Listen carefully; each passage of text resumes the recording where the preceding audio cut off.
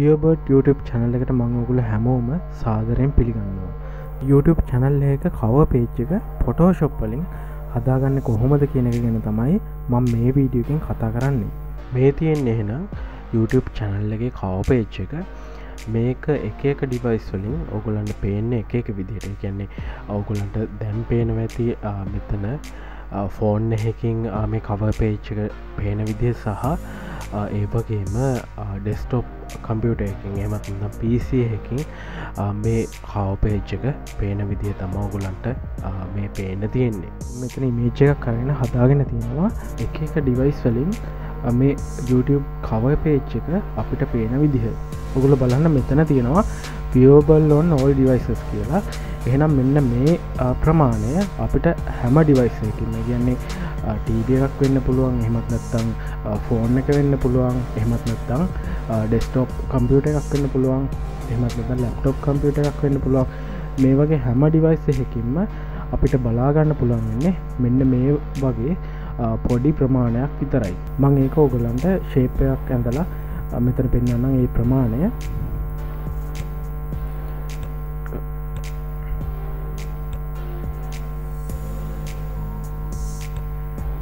මෙන්න මේ වගේ ප්‍රමාණයක් ඔයගලන්ට බලා ගන්න පුළුවන් වෙනවා හැම device එකකින්ම. කියන්නේ mobile phone එකක්, එහෙමත් නැත්නම් desktop computer එකක්, එහෙමත් නැත්නම් TV එකක්, හැම device එකකින්ම බලා ගන්න පුළුවන් වෙන්නේ මෙන්න මේ වගේ කුඩා ප්‍රමාණයක් විතරයි. අපි අපේ logo එක හරි එහෙම නැත්නම් design කරගන්න ඕනේ මෙන්න මේ ප්‍රමාණය ඇතුළත. ඊළඟට මෙන්න මෙතන තියෙනවා viewable on desktop කියලා. ඒ කියන්නේ මෙන්න මේ වගේ තීරුවක් මම ඔයගලන්ට පෙන්නන්නම්. මෙන්න මේ වගේ තීරුවක් තමා අපිට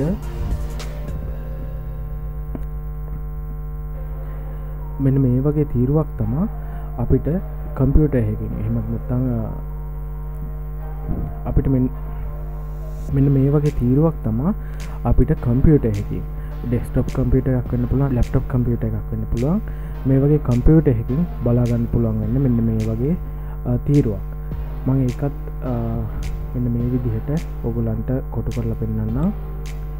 මේ තියෙන්නේ මෙන්න මේ තීරුව සම්පූර්ණයෙන්ම කම්පියුටර් එකකින් YouTube channel එක ඇතුළට යනවා නම් බලා ගන්න පුළුවන්. ඊළඟට මෙන්න මේ සම්පූර්ණ කොටස ඔයගලන්ට බලා ගන්න පුළුවන් ඔයගොල්ලෝ smart TV එකකින් වගේ YouTube එකට යනවා නම්. එහෙනම් අපි අපේ logo එක ඇතුළත් කරන්න ඕනේ මෙන්න මේ මැද කොටසට. ඒ වගේම මේ විදිහට හැම device එකකින්ම අපිට අපේ cover page එකේ තියෙන logo එක හරි නැත්නම් design එක හරි බලා ගන්න ඕන නම් අපි මේ වගේ මැදි කරලා මේ ටික design කරගන්න ඕනේ. අපි බලමු මේ ටික design කරගන්න කොහොමද කියලා. හොඳයි, එහෙනම් weaverbird YouTube channel එකේ cover page එක හදාගන්නයි දැන් මම ලෑස්ති වෙන්නේ. මම මේකට අවශ්‍ය කරන images ටික මෙන්න මෙතන folder එකේ මම download කරගෙන තියෙනවා. ඊළඟට මම Photoshop open කරගන්නවා. ඊළඟට මම මෙතන create new කියන බටන් එක click කරගෙන මෙතන custom page එකක් තමයි මම create කරගන්නේ. එතකොට ඒකට අදාළව මෙතන තියෙන measurement එක pixels වලට හරව ගන්න ඕගොල්ලෝ. මම මේ measurement හැම එකක්ම දෙන්නේ pixels වලින්. මෙතන width එක එහෙනම් 2560ට තියාගන්න. ඒ වගේම height එක 1440ට තියාගන්න. ඒ වගේම orientation එක landscape තියාගන්න. මෙතන artboard button එක click වෙලා තියෙනවා නම් එහෙමත් නැත්නම් check වෙලා තියෙනවා නම් ඒක uncheck කරගන්න. ඔයගොල්ලෝ artboard වලින් හදනවා නම් එහෙම හදාගන්න පුළුවන්. මම artboard නැතුව තමයි මේක හදන්නේ. මෙතන resolution එක 72 තියාගන්න මේ විදිහට. ඊළඟට මෙතන resolution එකට අදාළව මෙන්න මෙතන තියෙන pixel/inch කියන එක දාගන්න. මේක සාමාන්‍යයෙන් digitally අපි මොකක් හරි කරනවා නම් ඒ කියන්නේ web page එකකට image එක upload කරනවා නම් සාමාන්‍යයෙන් අපි තියාගන්න resolution එක 72 කියන resolution එක. අපි printed form එකකට යනවා නම් තමයි 300 resolution එකට යන්නේ. එහෙනම් මෙතන 72 තියාගන්න. ඊළඟට මෙතන color mode එක RGB color 8 bit තියාගන්න. මේක default ඇත්තෙත් ඔයගොල්ලන්ගේ මේ විදිහටමයි. ඊළඟට background content එක මෙතන white තියාගන්න. එහෙම තියාගෙන මම මෙතන create කරගන්නවා මගේ canvas එක. ඊළඟට මම මේක zoom out කරගන්නවා. මෙතන මම ඉන්නේ මුලින්ම move tool එකේ. මට ඕන කරනවා මෙතන shape tool එකට යන්න. මට පුළුවන් මෙන්න මෙතන පල්ලෙහාට ගිහලා මේ තියෙන අපේ shape tool එක. මේකේ keyboard shortcut එක වෙන්නේ U අකුර. මට පුළුවන් keyboard එකේ U අකුර press කරලා මේකට එන්න. එහෙම නැත්නම් මෙහෙම පහළට ඇවිල්ලා මේක click කරගන්න.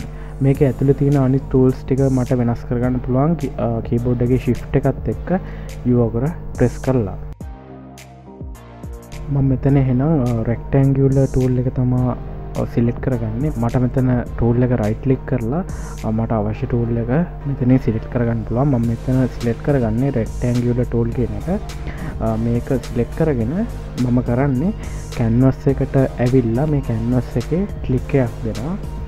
මේ click එකක් දුන්නාම මෙන්න මේ වගේ box එකක් open වෙනවා. මේ box එකේ මට width එක සහ height එක දාලා මට අවශ්‍ය විදිහට හදාගන්න පුළුවන් මට අවශ්‍ය rectangular එක.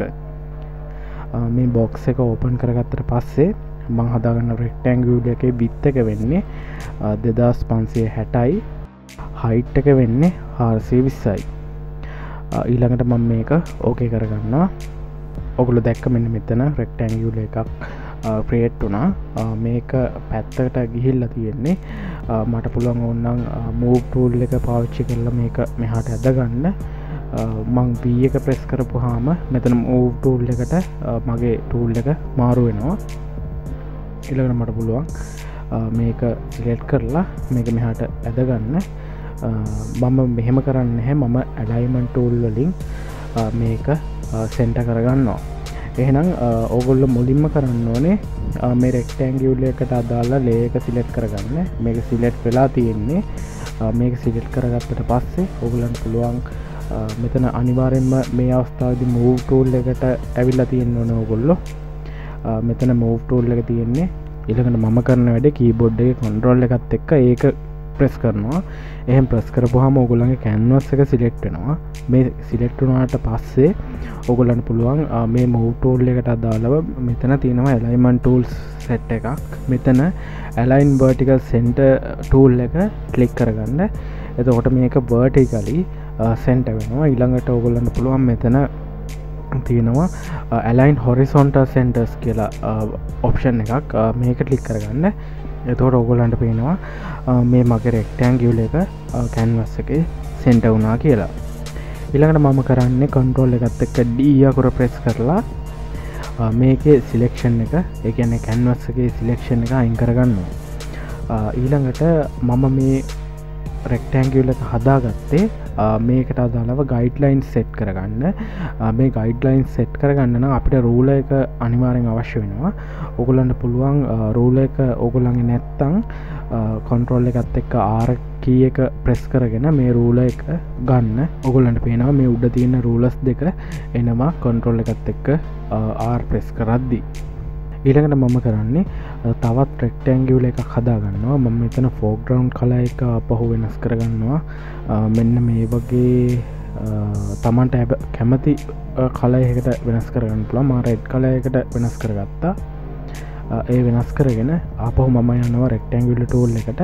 ඊළඟට canvas එක උඩ click කරලා මේ විදිහට box එක appear වුණාට පස්සේ මම මේකේ width එක විදිහට 514 දෙනවා. ඊළඟට height එක විදිහට 1440 දෙනවා. ඔයගොල්ලන්ට පේනවා එතකොට pixels වලින් මෙතන width එක 514යි, height එක 1440 තියෙනවා. ඊළඟට මම මෙතන okay කරගන්නවා. එතකොට හැබැයි ඔයගොල්ලන්ට ලැබුණේ blue color box එකක්. මේ box එකේ fill color එක මම ආපහු වෙනස් කරගන්නම්. foreground එකේ color එක නෙමෙයි ආවේ. ඔගොල්ලන්ට පුළුවන් මේ rectangular එකේ fill color එක මෙන්න මෙතනින් වෙනස් කරගන්න. ඒ වගේම මෙන්න මෙතනින් වෙනස් කරගන්න. එහෙම නැත්නම් ඔගොල්ලන්ට පුළුවන් මේ layer එක double click කරලා මෙතනින් fill color එක ඔගොල්ලන්ට කැමති පාටකට වෙනස් කරගන්න. මම මේ පාටට මේ fill color එක වෙනස් කරගන්නම්. මේ fill color එක මම වෙනස් කරගන්නේ මට මේක separate වෙලා පේන්න ඕන නිසා මම මේ විදිහට වෙනස් කරගෙන okay button එක click කරගන්නවා. ඊළඟට මම අපහු move tool එකට මාරු වෙනවා. ඊළඟට අපි හදාගත්ත rectangular එක අපිට තියාගන්න ඕනේ මෙන්න මෙතනින්. ඒක ඕගොල්ලන්ට සිලෙක්ට් කරලා ඩ්‍රැග් කරගෙන ගිහලා මෙතනින් තියාගන්න පුළුවන් move tool එකෙන්. එහෙම නැත්තම් මම කලින් කියපු විදිහටම මේක ආපහු move tool එකට අදාළව තියෙන alignment tools වලිනුත් එතෙන්ට ගත්ත හැකි. මම එහෙම අරන් පෙන්නන්නම්. ඔයගොල්ලෝ ඉස්සෙල්ලාම ඔයගොල්ලන්ගේ ලේ එක සිලෙක්ට් කරගන්න මේ අදාළ rectangle එකට අදාළව. ඊළඟට මම canvas එක සිලෙක්ට් කරගන්න control එකත් එක්ක ඒ අකුර press කරගන්නවා. එහෙම press කරගත්තට පස්සේ ඔයගොල්ලන්ට පේනවා මේ canvas එක සිලෙක්ට් වුණා. සිලෙක්ට් වුණාට පස්සේ මම කරන වැඩේ මෙතන align left edges කියන එක ක්ලික් කරගන්නවා. ඊළඟට මම කරන්නේ මෙන්න මෙතන තියෙන align vertical centers කියන බටන් එක ක්ලික් කරගන්නවා. ඒකට ඔයගොල්ලෝ දැක්කා මේක හරියට මෙන්න මෙතෙන්ට ඇවිල්ලා align වුණා. ඊළඟට මම කරන්නේ මෙතන canvas එක deselect කරගන්න control එකත් එක්ක D press කරගන්නවා. ඊළඟට මම කරන්නේ මෙතන rectangle එක select කරලා තියෙද්දි මම rectangle එක උඩට move tool එක අරන් ගිහලා alt button එක press කරගෙන click කරලා drag කරගන්නවා මේ rectangle එකේ තව copy එකක් ගන්න. මේක එහෙට මෙහෙට යනවට මම shift button එකත් click කරගන්නවා. එතකොට ඔයගොල්ලන්ට පේනවා මේක move tool එක එහෙට මෙහෙට කරද්දි කොහෙටවත් යන්නේ කෙලින්ම අරන් ගිහිල්ලා මෙන්න මෙතෙන්ට මට තියාගන්න පුළුවන්. ඊළඟට මම කරන්නේ guidelines ටික set කරගන්නවා. මම මේ උඩින් ඇදගෙන ඇවිල්ලා මෙන්න මෙතන නිල් පාට බොක්ස් එක අපි හදාගත්ත එකට අදාළව ගයිඩ්ලයින් එක සෙට් කරගන්නවා. ඊළඟට තවත් ගයිඩ්ලයින් එකක් මේ විදිහට අරන් ඇවිල්ලා ඒකේ යටින් සෙට් කරගන්නවා. ඊළඟට මේ vertical guidelines ටික මට rule එකේ ඉඳන් මේ විදිහට ඇදන් ඉන්න පුළුවන්. පළවෙනි ගයිඩ්ලයින් එක සෙට් කරගන්නවා. ඊළඟට ආපහු rule එකට ගිහිල්ලා ආපහු rule එකෙන් ක්ලික් කරගෙන drag කරගෙන ඇදන් එනවා ඊළඟ ගයිඩ්ලයින් එක. මම හදාගත්තු rectangles ටික මට අවශ්‍ය වෙන්නේ නැහැ. මම මේක හදාගත්තේ මේ ගයිඩ්ලයින්ස් ටික සෙට් කරගන්න. ඔයගොල්ලන්ට පුළුවන් මේ තියෙන rectangles ටික invisible කරගන්න. මම මෙතන invisible eye button එක ක්ලික් කරගෙන පහළට drag කරගන්නම් මේ විදිහට. එතකොට මේ තියෙන තුනම අයින් වෙනවා visibility එක. ඊළඟට මේ ගයිඩ්ලයින්ස් ටික මේ විදිහට තියෙනවා.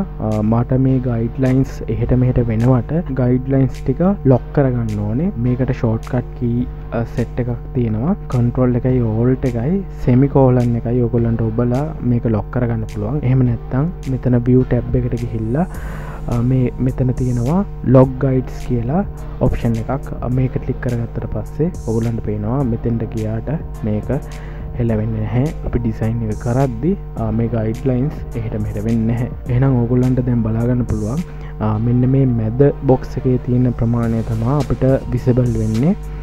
ඊළඟට මෙන්න මේ ඒරියා එක.